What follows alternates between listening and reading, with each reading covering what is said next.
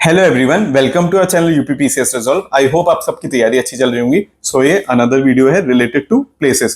काफी लोगों को डाउट था सर प्लेसेस कब गलत होती हैं कब सही होती हैं, वो आप बता दीजिए। इस वीडियो में आज हम समझने वाले हैं कि प्लेसेस वाली ट्रिक्स कि वो कब गलत होंगी कब सही होंगी। Please follow the full video, आपको समझ आएगा कि यूपीपीसीएस पेपर सेट कैसे कर रहा है प्लेसेस को लेकर। उससे पहले हमेशा याद रखना, मैं दोबारा बोल रहा हूँ, नॉलेज एंड कॉमन सेंस ये सबसे ज्यादा जरूरी है। उसके बाद ट्रिक्स आती हैं। ट्रिक्स लास्ट में लगानी है जब number of question come attempt हो रहे हैं, और ट्रिक्स भी नॉलेज और कॉमन सेंस के साथ लगानी, तभी पेपर हो पाएगा। और ये ट्रिक 70 to 80% में लगेगी। ये नहीं कि सर एक क्वेश्चन में नहीं लग रही उसमें लग नहीं रही। सो ये सारे क्वेश्चन में नहीं लगेगी, 70 to 80% क्वेश्चन में लगेगी।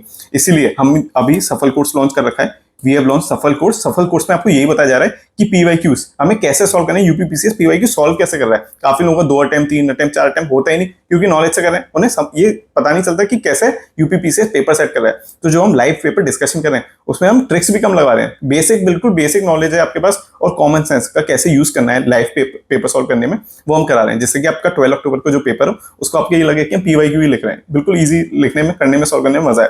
तो इसके लिए हमने वो कोर्स लॉन्च किया। उसमें वैल्यू एडेड नोट्स भी हैं, जो टॉपिक्स बार बार रिपीट हो रहे हैं। अभी सबको कंफ्यूजन है कि सर हम क्या रिवाइज करें, कहाँ से रिवाइज करें। सो उस वैल्यू एडेड नोट्स में जैसे मॉडर्न हिस्ट्री में क्रोनोलॉजी आती है, तो उसमें प्रॉपर क्रोनोलॉजी, ऐसी सब सब्जेक्ट के प्रॉपर बिल्कुल क्रिस्प सिंपल नोट्स दिए गए हैं। और सिमिलरली मॉक टेस्ट लगाए गए। अलग अलग कोचिंग है, दृष्टि, एक्स्ट्रा ईएस वगैरह। बहुत ही यूपीपीसीएस की तरह पेपर सेट नहीं होता, मार्क्स भी आपके सिर्फ 70-80 आते हैं, क्योंकि वो पेपर ही गलत सेट किया है। वो यूपीपीसीएस के पैटर्न पे सेट ही नहीं किया गया।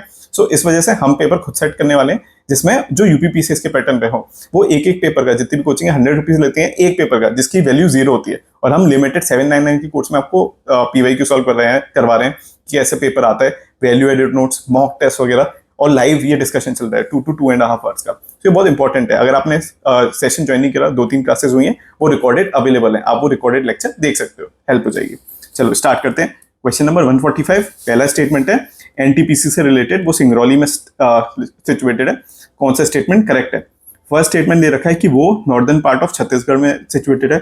सेकंड, एनटीपीसी का वो ओल्डेस्ट यूनिट है। ये नॉलेज बेस्ड ऑप्शन है। Second option is knowledge common sense option, ये करेक्ट होगा। फैक्चुअल ऐसे स्टेटमेंट आते हैं तो फर्स्ट, वो नॉर्दर्न पार्ट ऑफ छत्तीसगढ़ में है, this is a wrong statement. जब भी प्लेसेस आती है वो गलत होती है। Answer will be only 2। Places Chhattisgarh वगैरह सही कैसे होती हैं? अगर स्टेट से रिलेटेड कोई भी लॉ है, स्कीम है, या बेस्ट प्रैक्टिस है, तो वो सही होगा। बट अगर स्टेट से रिलेटेड लोकेशन है, मिलिट्री एक्सरसाइज है, या मिसाइल टेस्टिंग है, तो वो गलत होने के चांसेस होते हैं। आई होप ये आपको याद रहेगा। नेक्स्ट पूछा है कि सोकोत्रा आइलैंड से रिलेटेड कौन सी चीज करेक्ट है? फर्स्ट स्टेटमेंट कि ये आइलैंड ऑफ ओमान में सिचुएटेड है, अरेबियन सी में। मैंने बताया कि places are wrong, this is a wrong place statement. Second, वो यूनेस्को ने वर्ल्ड हेरिटेज साइट 2008 में बनाया है, प्लेसेस आर, ये डेट्स आर राइट। हमने डिस्कस करा है, डेट्स सही होने के चांस होते हैं। Answer will be only 2। UPPCS बहुत सोच समझ के स्मार्टली पेपर बना रहा है। नेक्स्ट, बिम्स्टेक से रिलेटेड आपको बताना कौन सा ट्रू है। फर्स्ट स्टेटमेंट, पीएम मोदी ने एड्रेस किया था बिम्स्टेक को 30 मार्च 2022 में। मैंने क्या बताया था? Data mostly correct. Second, BIMSTEC chair किया था इंडिया ने, प्लेसेस आर रॉन्ग।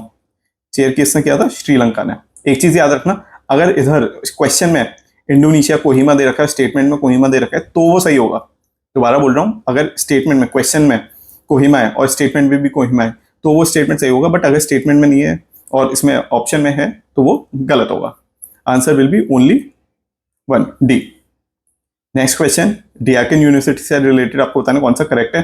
फर्स्ट है कि वो इंडिया की फर्स्ट फॉरेन यूनिवर्सिटी है, correct. It is being set up in Maharashtra. मैंने क्या बताया था? प्लेसेस इंडिया में गलत होती हैं एक्सेप्ट जब से रिलेटेड स्कीम, बेस्ट प्रैक्टिस वगैरह ओनली तभी सही होती है। आंसर विल बी ओनली 1 ना, याद रखना ये चीज। नेक्स्ट 109, इसमें क्या पूछा है? इंडिया इंडोनेशिया से रिलेटेड डिफेंस कोऑपरेशन मीटिंग हुई थी, कौन सा करेक्ट है? एक चीज वो याद रखना, अगर इंडिया इंडोनेशिया दिया है, इंडिया इंडोनेशिया में पहला कौन सा आ रहा है? इंडिया, तो मीटिंग का होगी इंडिया। अगर इंडिया और इंडोनेशिया इंडिया दिया होता तो मीटिंग का होती इंडोनेशिया में। अगर नेपाल एंड इंडिया दिया है तो मीटिंग का होगी नेपाल में। अगर इंडिया और श्रीलंका दे रखा है तो मीटिंग का होगी इंडिया में। जो पहला वाला वर्ड होता है मीटिंग उधर होती है। सो देखते हैं, फर्स्ट स्टेटमेंट दे रखा है कि इंडोनेशिया के साथ हमें agreement defence, industry, maritime, multilateral cooperation में साइन किया है, करेक्ट। फैक्चुअल नॉलेज वाला स्टेटमेंट है। सेकंड, वो मीटिंग जकार्ता में हुई थी, डेट दे रखी सही होती है, पर इधर मीटिंग डेट के साथ प्लेस आता है, चांसेस उसके गलत होने के। और हमने इधर पढ़ा है कि इंडिया इंडोनेशिया है, तो मीटिंग हुई थी इंडिया में, और ये कि जकार्ता किसका पार्ट है? इंडोनेशिया का। Statement second is wrong. Answer will be C, only 1। एक एक लेक्चर जब आप 3 या 4 बार देखोगे तब आपको वो दिल और दिमाग में बैठेगा, एक बार रटने से नहीं होगा, मल्टीपल टाइम्स देखना पड़ेगा जिससे वो दिमाग और दिल में बैठ जाए। Next question 83, Kohima peace memorial किधर लोकेटेड है, आपको बताना है कौन सा स्टेटमेंट सही उससे रिलेटेड। फर्स्ट कि उसका इनॉग्रेशन कोहिमा में हुआ था। अब कोहिमा पीस मेमोरियल कोहिमा में ही तो इनॉग्रेशन होगा, दिल्ली में तो होगा नहीं, so basic common sense correct. Second, it will be developed by South Korea, ये प्लेस दे दी which is wrong. Second answer will be C, only one वाला करेक्ट है। नेक्स्ट, नेपाल इंडिया कॉन्क्लेव कहाँ हुआ था। अब नेपाल इंडिया है तो वो कॉन्क्लेव कहाँ होगा, नेपाल में होगा, जो भी पहले आता है वहां वो इवेंट होता है। It will be held in Delhi, wrong, मैंने आपको बताया नेपाल इंडिया तो नेपाल में होगा। सेकंड, दिस 3 डे कॉन्क्लेव नीति अनुष्ठान करवा रहा है, फैक्चुअल स्टेटमेंट है, 3 डे डेट दे रखी है, answer will be only 2, basic easy है ना पेपर। नेक्स्ट क्वेश्चन, ये जो रुद्र मिसाइल है उससे रिलेटेड कौन सा स्टेटमेंट सही है, क्या ये एयर टू एयर मिसाइल है, दिस इज रॉन्ग, ये मिसाइल से रिलेटेड पढ़ लेना, Rudra air to air missile नहीं है, write in the comment section कौन सी मिसाइल है।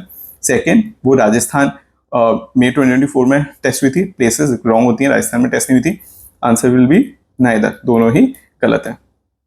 Next question, guidelines for elimination of corporal punishment, corporal punishment को एलिमिनेट करने के लिए कौन सा सही है। इधर तमिलनाडु और डेट दी गई है, पर इसमें ये चीज याद रखना, मैंने आपको बताया था scheme, best practice, law state से रिलेटेड सही होते हैं मोस्टली, ये इसलिए सही होगा।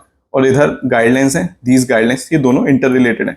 गाइडलाइंस क्योंकि गाइडलाइंस फोकस करती है चाइल्ड के मेंटल और फिजिकल वेलबींग पे, ये स्टेटमेंट सही है। सो बोथ स्टेटमेंट, बोथ 1 और 2 आर करेक्ट। आई होप आपको समझ आया होगा प्लेस कब सही होती है, प्लेस कब गलत होती है।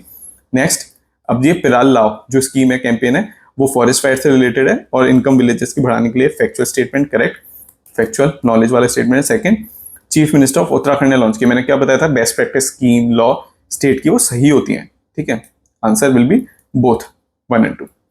नेक्स्ट, इसमें है मोबिलिटी अरेंजमेंट मेट्स जो साइन हुआ है, करेक्ट कौन सा है। सो ये bilateral framework India and Australia के साथ हुआ है, जब भी 2 कंट्री का होता है, India Australia, India UK, India FTA वगैरह, वो चांसेस होते हैं उसके सही होने के, this is correct.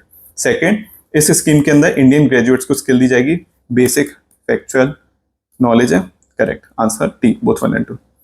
Next question, with reference to flight 2091 कौन सा स्टेटमेंट सही है।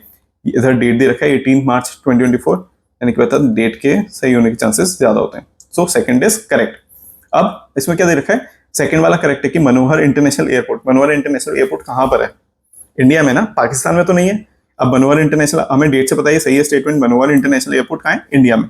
So first statement, newly launch airline in India, answer D, both 1 और 2 आर करेक्ट। सो ट्रिक के साथ साथ आपको कॉमन सेंस भी लगाना है। नेक्स्ट, असर्शन दे रखा है कि चिले है वो लार्जेस्ट प्रोड्यूसर ऑफ कॉपर है, देन जो एंडीज रीजन है चिले का, अब दोनों जगह चिले आ रहा है, वो एनरिच्ड है लार्ज डिपॉजिट ऑफ इसमें कॉपर में, तो दोनों लीडिंग प्रोड्यूसर क्यों है, क्योंकि चिले में एंडीज माउंटेन है उसमें कॉपर भर रखा है, इसलिए चिले लीडिंग प्रोड्यूसर हो गया। सो दोनों इंटर रिलेटेड हो गए, दोनों में बिकॉज आ जाएगा, दोनों इंटर रिलेटेड है, answer is D, both are correct, दोनों में चिले है, दोनों में प्लेसेस है, अगर एक ही प्लेस दोनों स्टेटमेंट में होता है तो वो दोनों स्टेटमेंट ही सही होते हैं, चांसेस उसके सही होने के ज्यादा होते हैं। नेक्स्ट, कॉमनवेल्थ गेम्स 2022 में हुए थे, 2026 में हुए थे, बताने कौन सा सही है। एक बर्मिंगम में इंग्लैंड में 2022 में हुआ, देन ऑस्ट्रेलिया में 2026 में हुआ, आंसर दोनों जगह प्लेसेस दिए हैं, दोनों सेंटेंस में प्लेस है, बोथ 1 और 2 आर करेक्ट, चांसेस होते हैं दोनों में अलग प्लेसेस हैं सही होने के। नेक्स्ट, आपको बताना है मेकोंग रिवर से रिलेटेड कौन सा स्टेटमेंट सही है। फर्स्ट दे रखा है मेकोंग रिवर तिब्बतियन प्लेटू में राइज होती है, सेकंड जो मेकोंग डेल्टा है वो साउथ कंबोडिया में सिचुएटेड है, अब दोनों में प्लेसेस हैं तो बोथ 1 और 2 आर सही।